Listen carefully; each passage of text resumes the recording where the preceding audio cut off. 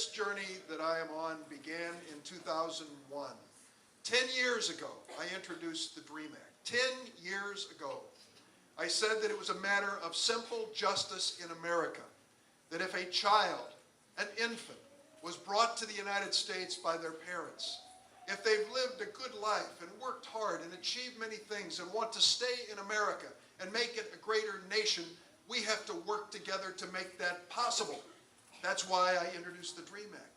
And in the earliest days when I introduced the DREAM Act, Luis, you know it, we would leave the halls and there would be young people waiting in the shadows outside. And they would say to us, we would like to speak to you for a moment. And we'd go off to the side and no one was around and they'd say, I am one of those undocumented children. I don't know what my future will be. We're counting on you. And tears would flow down their cheeks. And that was the inspiration for Congressman Gutierrez and myself when it came not only to the DREAM Act, but comprehensive immigration reform. And over the years, we gathered supporters from every corner. People across the board said, we're with you. Organized labor, the AFL-CIO said, we will stand with you. The presidents of universities and colleges across America said, we will be with you. We started expanding our coalition beyond the Hispanics who would be affected by that to so many others. The Korean Americans came to me, young people feeling the same way we do. People in the Muslim community who are represented here today, and we thank the Muslim community for being here today. Let's give them a round of applause for being part of our effort.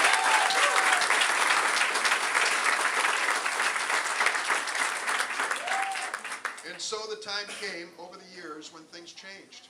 The students and young people came out of the shadows. And they started walking forward saying, we're going to tell America our story because we believe this is a just and fair country and they will give us a chance.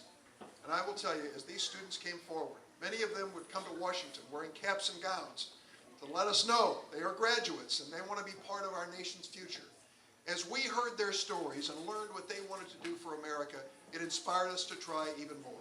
Now, there were those people who said, no, don't call the DREAM Act. You may not succeed. You may lose.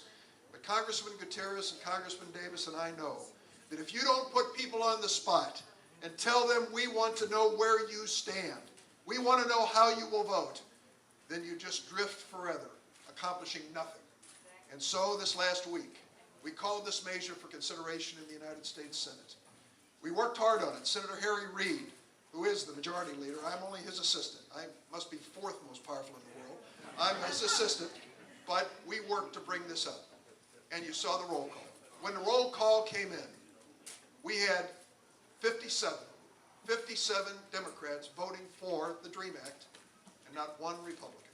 Not one Republican would join us in moving forward on the DREAM Act. And I will tell you that one of the Republican congressmen in this state, Congressman Mark Kirk, said he is undecided about the DREAM Act. Undecided about this issue of justice. Undecided about an opportunity for young people across America to make this a better and stronger nation.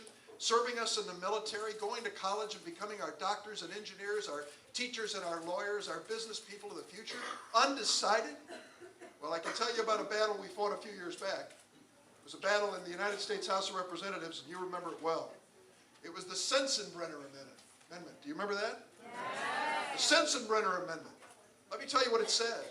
It said if you gave a helping hand, assistance to an undocumented person, you would be guilty of a felony. Guilty of a felony. And I went to the floor of the Senate and Congressman Gutierrez in the House, and we said, what about our friends at places like Los Mujeres en Acción, who bring in women who have been battered and abused with their children and give them protection? If they did that and the woman was undocumented, would they be charged with a felony? And under the Sensenbrenner Amendment, the answer is yes. They would have been charged with a crime for helping someone in distress. Sadly, Congressman Mark Kirk voted for the Sensenbrenner Amendment. He was not undecided when it came to the Sensenbrenner Amendment. And my friends, that's why I come to you today. This election is a strange election because when you vote in November for United States Senator, you'll be voting for 2 United States Senators in Illinois. One who will serve from the election day until January when the new term starts, and the other who takes up in January. I will tell you this, if you vote for Alexei Janulius to serve in the United States Senate, he will be there after November when his vote will be critically needed to pass the DREAM Act. That's why we need to make certain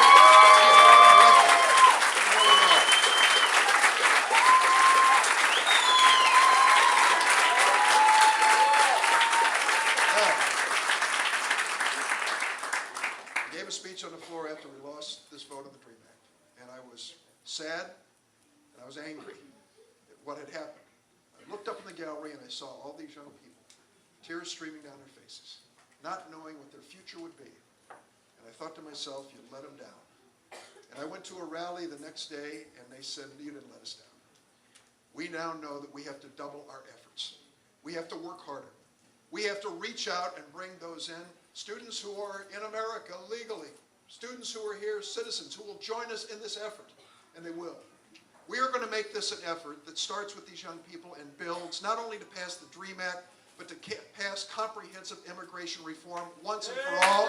America needs it.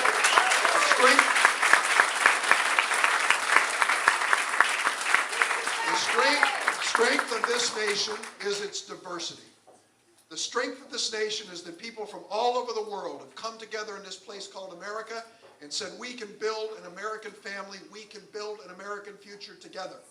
We come here on many different boats, but we're all in the same boat today. We're in the same boat called America, and we're going to move forward.